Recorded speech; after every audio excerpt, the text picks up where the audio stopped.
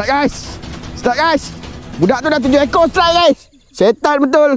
Hantu apa dia pakai bulan-bulan puasa ni? Oh, itulah kau badan kecil makan dalam. Aduh.